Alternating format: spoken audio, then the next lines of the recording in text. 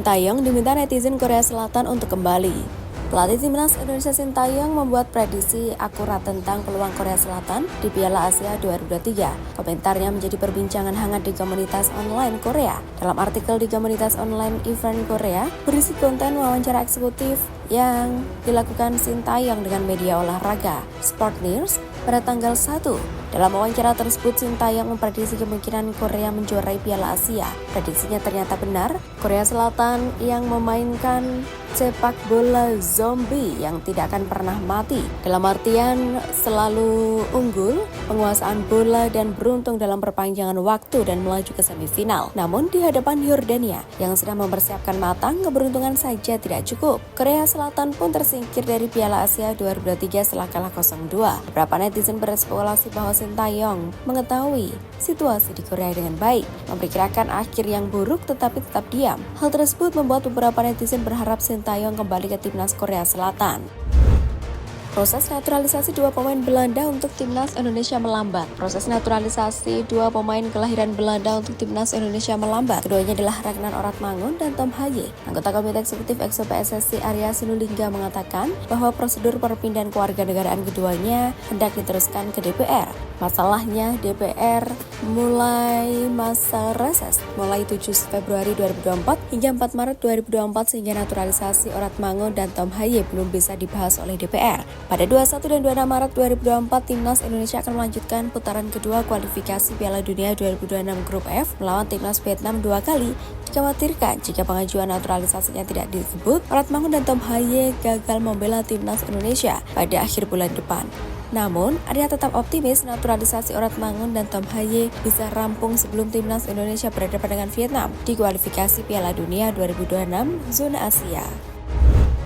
Timnas Indonesia U23 TC di Timur Tengah sebelum Piala Asia. Timnas Indonesia U23 akan menggelar pemusatan latihan di Timur Tengah sebelum Piala Asia U23 2024. Bukan beruji coba dengan Timnas Malaysia U23, namun Arya belum bisa mengungkapkan jadwal pemusatan latihan Timnas Indonesia U23 di Timur Tengah yang konon akan berlangsung di Dubai, Uni Emirat Arab. Selama di Timur Tengah, tim berjulukan Garuda Muda itu tidak hanya berlatih. Armada Sintayong ini juga bakal melahap rangkaian latih tanding. Menurut Arya Sinulinga, training camp Timnas Indonesia U23 di Timur Tengah akan dilakukan setelah timnas senior berlaga di kualifikasi Piala Dunia 2026 zona Asia. Sebab Sintayong selaku pelatih Timnas Indonesia U23 bakal memimpin timnas senior melawan timnas Vietnam dalam lanjutan putaran kedua kualifikasi Piala Dunia 2026 zona Asia pada 21 dan 26 Maret 2024.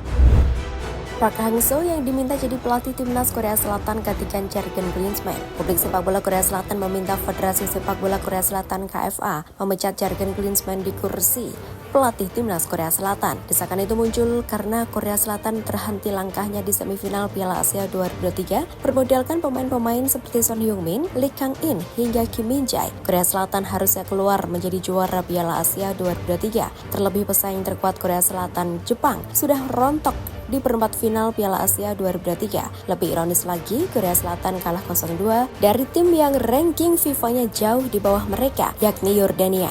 Saat ini banyak pecinta sepak bola Korea Selatan yang menuntut KFA segera menunjuk Park Hang-seo sebagai pelatih Son Heung-min dan kawan-kawan.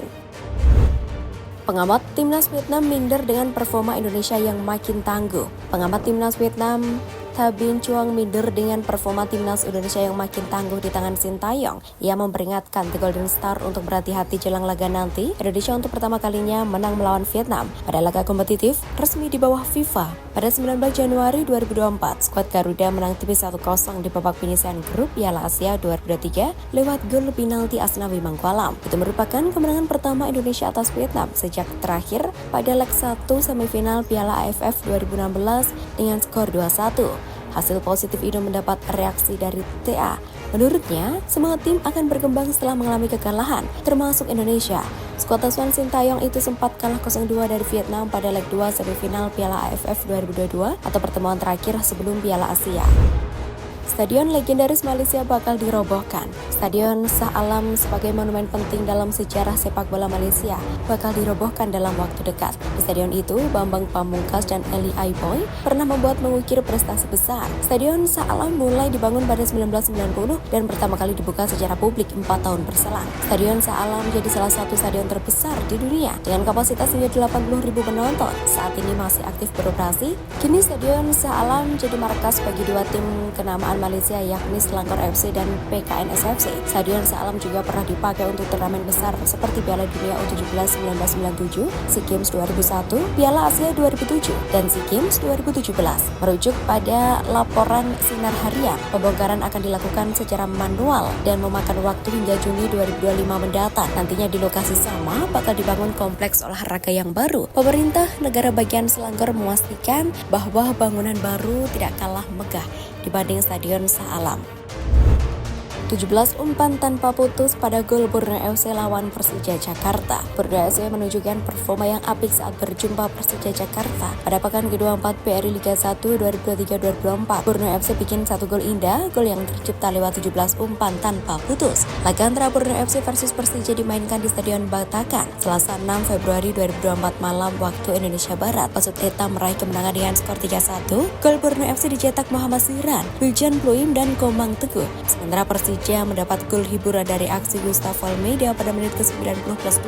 Di antara 3 gol Borneo FC, gol kedua bisa dibilang lebih spesial dibanding gol-gol lainnya, sebab gol ini tercipta lewat pola bermain yang sangat apik. Borneo FC punya kerjasama yang sangat rapi. Gol kedua Borneo FC dicetak Wiljan Pluim. Pada proses gol ini ada 17 umpan tanpa putus yang dilakukan pemain Pesut Etam. Timnas Indonesia masih akan jalani 4 laga kualifikasi Piala Dunia 2026. Setelah terhenti di 16 besar Piala Asia 2023, Timnas Indonesia kini fokus untuk menjalani 4 laga tersisa di putaran kedua kualifikasi Piala Dunia 2026 zona Asia. Timnas Indonesia menyelesaikan Piala Asia 2023 dengan menorehkan sejarah. Tim asuhan Sintayong itu untuk kali pertama dalam sejarah Piala Asia berhasil lolos ke fase knockout. Tim Garuda baru menjalani 2 pertandingan kualifikasi yang digelar pada November 2023 dan masih akan menggelar 4 laga lagi.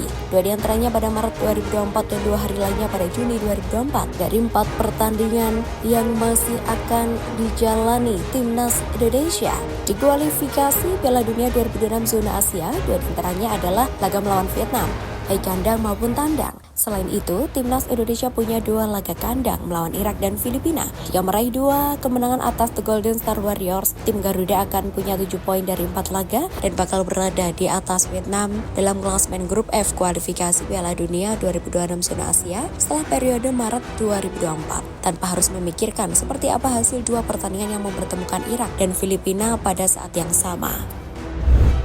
Tak bisa berbahasa Indonesia, Sintayong akui ada masalah komunikasi dengan pemain. Pelatih Timnas Indonesia Sintayong angkat bicara soal adanya perbedaan bahasa antara dirinya dengan para penggawa skuad Garuda. Pelatih asal Korea Selatan tersebut mengaku selama ini tak pernah ada masalah dengan perbedaan bahasa itu. Sebelumnya pengamat sekaligus komentator sepak bola Roni Pangemanan melontarkan saran agar Sintayong belajar bahasa Indonesia. Hal ini agar instruksi-instruksinya bisa dipahami para penggawa skuad Garuda dengan lebih baik. Saran serupa sebelumnya juga diungkapkan pengamat sepak bola Justinus Laksana yang menilai bahwa situasi di tim yang berkomunikasi dengan banyak bahasa tidak bagus. Sementara itu, Ketua Umum PSSI Erick Thohir tak mau memperpanjang urusan perbedaan bahasa antara Sintayong dan para penggawa Timnas Indonesia. Ia optimistis sang pelatih memiliki cara sendiri untuk menjembatani perbedaan bahasa antara dia dan para pemain ini.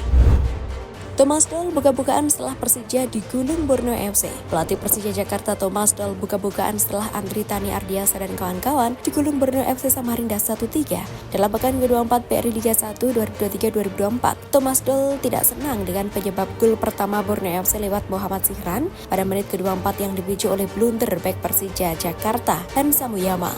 Musim ini kami banyak melakukan kesalahan individu dan kami menghancurkan sepak bola kami. Hasil-hasil kami memiliki kesiapan yang luar biasa, ucap Thomas Doll. Mungkin kami memiliki peluang untuk berdekat ke 4 besar, namun tidak ada penampilan seperti ini. Tidak ada kesempatan, terang arsitek asal Jerman tersebut.